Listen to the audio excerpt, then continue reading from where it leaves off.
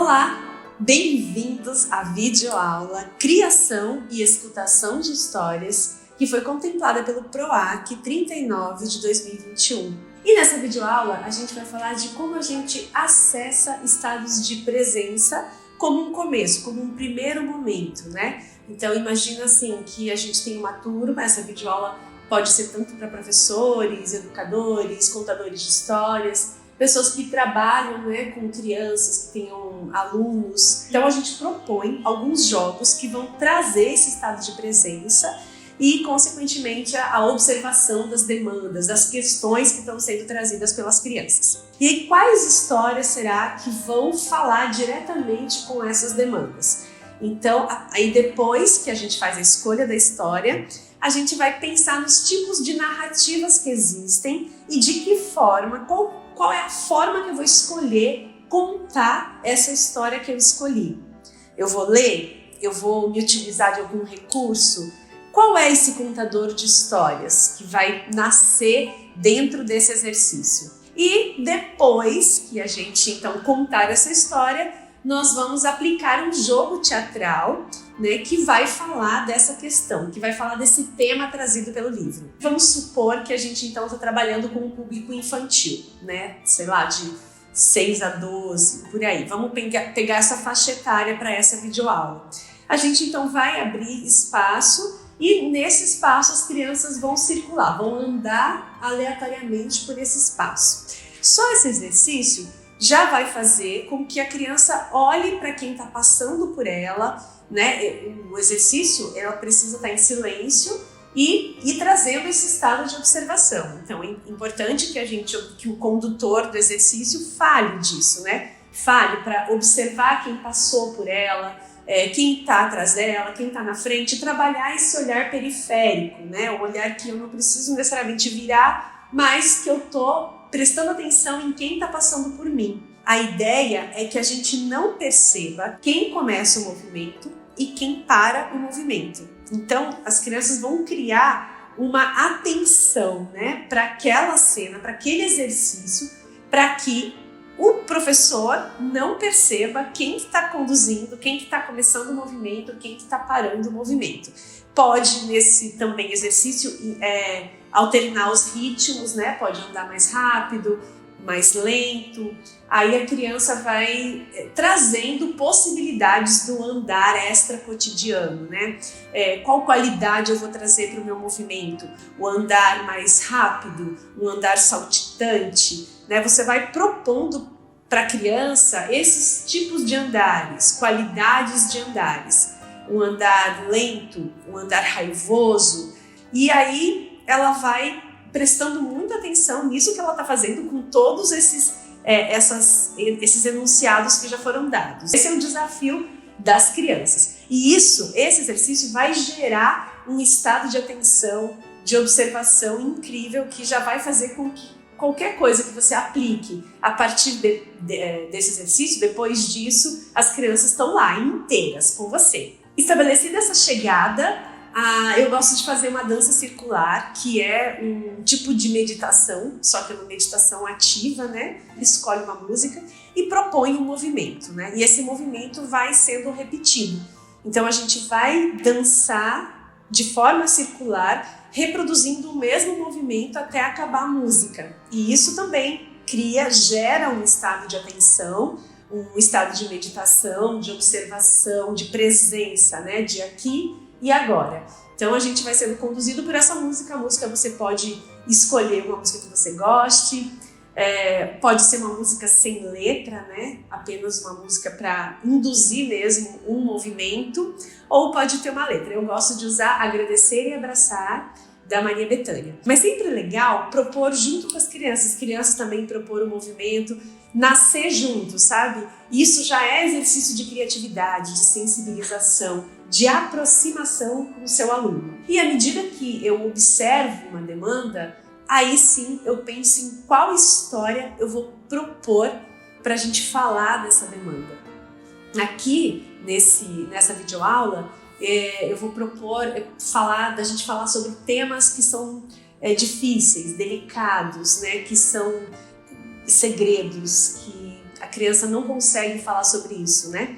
E até mesmo a gente, né? A gente não é acostumado, a gente não foi habituado a falar sobre algumas questões. A gente foi habituado a deixa de lado, então não vamos falar sobre isso agora. Então pra gente também é até difícil ouvir, né? Imagina falar sobre isso. Por isso as histórias, trago aqui como proposta as histórias e os jogos para falar, para a gente elaborar esses sentimentos, essas sensações, para que elas se tornem mais fáceis de lidar. Mesmo que a gente não fale claramente sobre o que está se passando com a gente consegue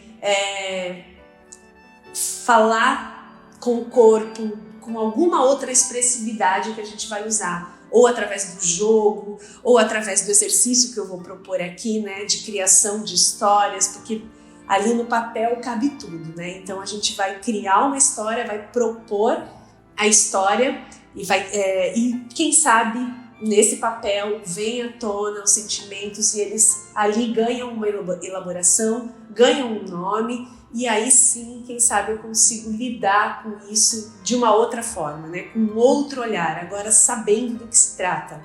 Aqui então eu vou trazer a proposta dessa história, então pensando nesse tema, né, nessa demanda que a gente está supondo aqui de assuntos difíceis, do que não é falado, mas que ganha vazão de uma outra forma, com uma dificuldade na aprendizagem. Então vou trazer essa história que se chama A Menor Ilha do Mundo, da Tatiana Filito, que é uma história que fala um pouco disso, sabe? Dessas coisas que ficam guardadas, que a gente tem dificuldade de falar sobre elas. E à medida que eu faço a escolha dessa história, agora eu tenho então que pensar em como eu vou contar essa história. Eu vou ler a história? É uma possibilidade. Eu vou criar um personagem, uma voz para essa história, vou colocar um figurino, vou escolher usar objetos para contar essa história, objetos que eu tenho em casa. Eu vou observar que tipo de objeto lembra essa ilha, por exemplo, sabe? Então a gente vai fazendo um exercício com a gente mesmo de criatividade, de imaginação, né? E também, logicamente, é possível de fazer esse exercício junto com os seus alunos, né? À medida que você conta essa história, a gente pode propor como a gente pode contar essa história com objetos. Ou como a gente pode contar essa história utilizando os bonecos que a gente tem aqui na escola, esses fantoches que a gente tem aqui na escola. Ou um material escolar, um lápis, uma caneta, um caderno. Então, assim, a gente vai explorando, né? Vai investigando quais as possibilidades de contar essa história. A possibilidade que eu vou trazer aqui para vocês é um recurso que eu fiz com as crianças também, né? Elas mesmas que construíram os personagens, que é o recurso do teatro de sombras, né? Então a gente pegou uma caixa de papelão, colocou papel manteiga, recortou, desenhou e recortou os personagens no papel cartão, colocou um palito e lá então a gente brincou com esses personagens ali numa sombra.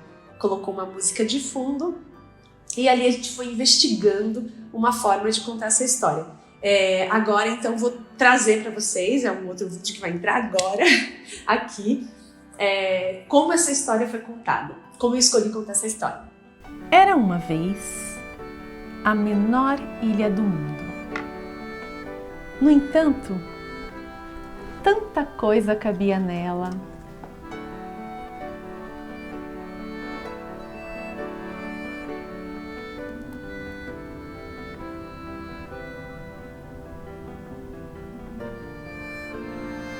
Em noites de lua cheia,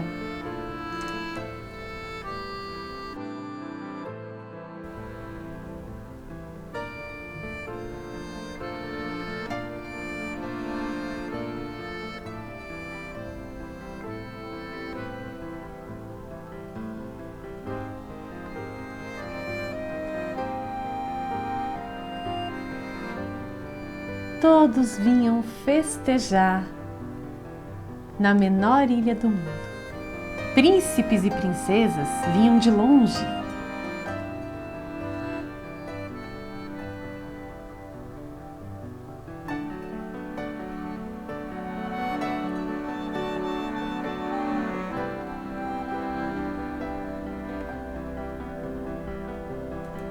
a menor ilha do mundo guardava um segredo.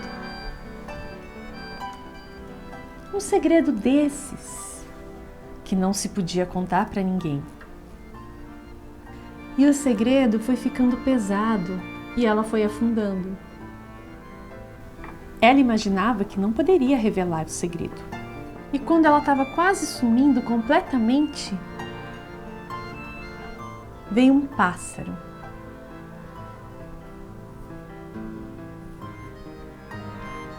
E sussurrou em seu ouvido: "Ei,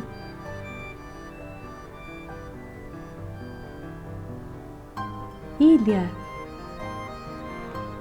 os segredos são mais pesados quando não compartilhados com ninguém." A menor ilha do mundo não sabia disso. Então começou a contar para os seus amigos. E à medida que ela ia contando, ela ia ficando mais leve, até voltar para a superfície do oceano. Ela continuava a ser a menor ilha do mundo, só que dessa vez diferente. E em noites de lua cheia,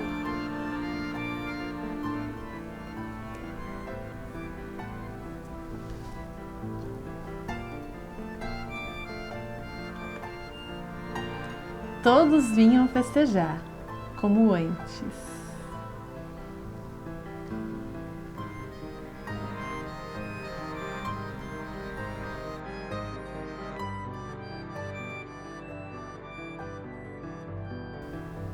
E dessa vez, a ilha cantava junto.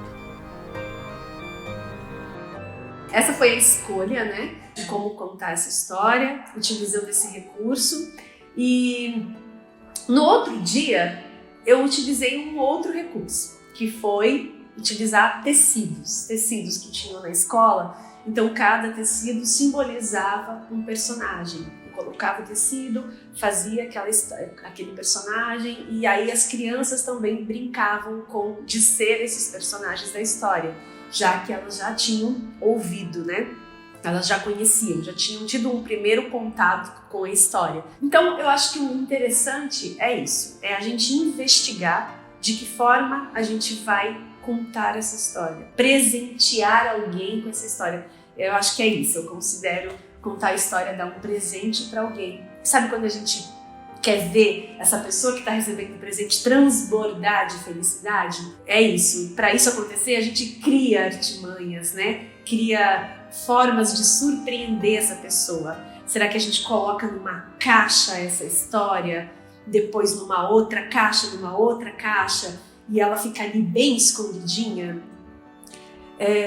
Como que eu vou dar de presente essa história? Acho que é uma boa pergunta para a gente se fazer, para a gente chegar no nosso contador de histórias, na forma que a gente gosta de contar histórias. Como você vai surpreender a turma e automaticamente se surpreender contando, né, essa história? Porque eu acho que isso que é o legal, a gente olhar para a gente mesmo e falar: uau, olha que foi tão desafiador e olha onde eu consegui chegar fazendo isso. E se você escolher narrar essa história, contar, se utilizando da palavra unicamente, quando você contar, ou mesmo quando você lê essa história para você mesmo, que silêncios que essa história propõe, que barulhos que essa história propõe.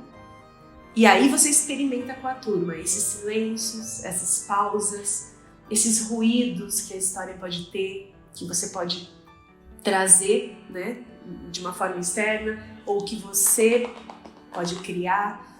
Então, quando você lê, você já vai prestando atenção nas sonoridades das palavras. E à medida que você vai experimentando, as respostas para todas essas perguntas vão sendo respondidas, né? A gente responde ali, fazendo, cenicamente, né? As descobertas vão acontecendo, vão sendo feitas à medida que a gente vai fazendo, que a gente vai experimentando. Contada a história, agora então a gente vai fazer um jogo, um exercício logo após a história ter sido contada.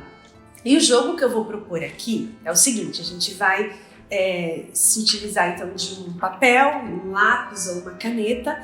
Cada criança vai receber um papel e aí você dá o comando, né, para que todas fechem os olhos, e você pode colocar uma música ou não, isso é opcional, você vai sentir lá como que a sua turma se concentra mais. Será que utilizando uma música, ou será que ali mesmo só fechando o olho já vai rolar uma concentração? Aí você pede para que elas comecem a rabiscar o papel. Com o olho fechado, começa a rabiscar o papel, tentando ocupar todos os espaços do papel.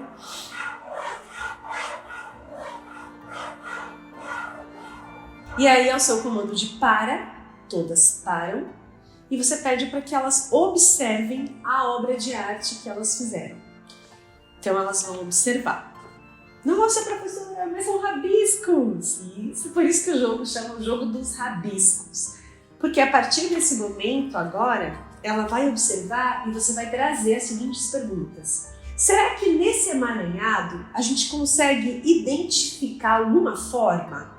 Será que a gente consegue ver com a nossa observação alguma forma, alguma letra, algum objeto, algum personagem? Ah, olha, eu consegui ver aqui uma rede. Aí, quando eu achar a rede, eu vou evidenciar a rede com um lápis de uma outra cor, ou mesmo com o próprio lápis. Eu vou deixar mais evidenciado, né? Para a gente perceber que tem uma rede, ou uma boca, ou um sorriso. A criança vai escolher o que ela quer identificar naquele emaranhado. Ah, eu identifiquei aqui o número 8. Olha, o número 8. Ou o símbolo do infinito, né? Então eu vou evidenciar então esse número 8 que eu identifiquei aqui. E assim por diante. Ela vai ver. Aí se ela criar só 2 ou criar mais, deixa a imaginação nesse momento acontecer.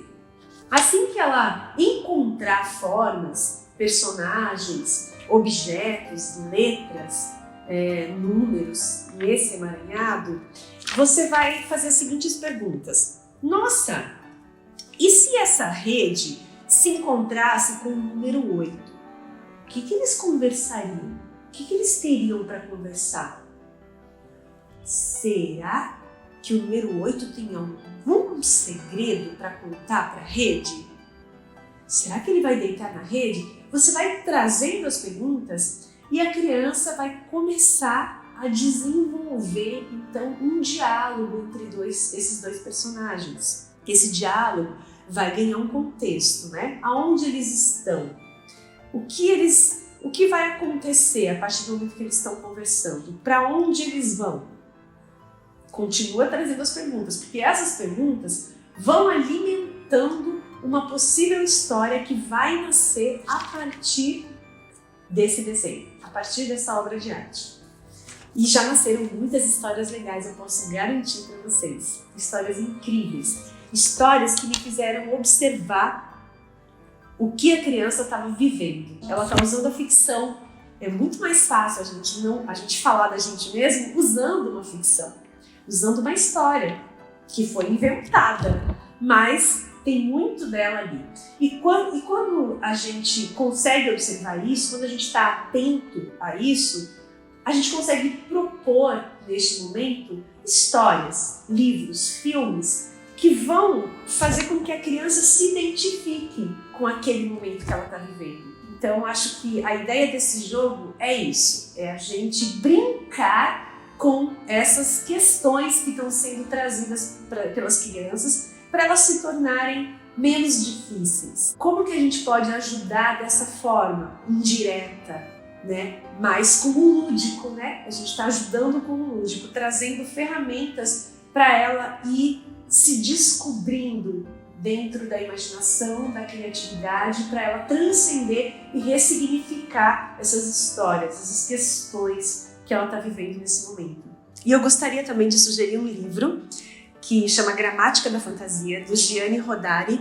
É um livro que traz muitos jogos lúdicos de criação de histórias para a gente ajudar a criança a criar uma história através desses jogos. Pode ser as verbais para as crianças que ainda não são alfabetizadas, né? Através da oralidade. Então tem jogos que a criança vai verbalizando. Eu dou aula também para crianças pequenininhas de 5, de 4 anos, onde as nossas histórias são criadas de forma oral, no jogo teatral, né? No jogo da brincadeira, da improvisação com o tecido, com o objeto. Ali vai nascendo uma história. Então esse livro eu sugiro, ele tem jogos incríveis. Agora eu vou mostrar aqui na tela para vocês, então, alguns jogos que são muito legais para serem vivenciados junto com as crianças e que vão fazer nascer muitas histórias interessantes e que trazem muito disso tudo que a gente está falando. É isso, pessoal! Eu espero que vocês tenham gostado das dicas dessa videoaula, que vocês aproveitem bastante e que se divirtam muito com as histórias que vão nascer a partir desses jogos.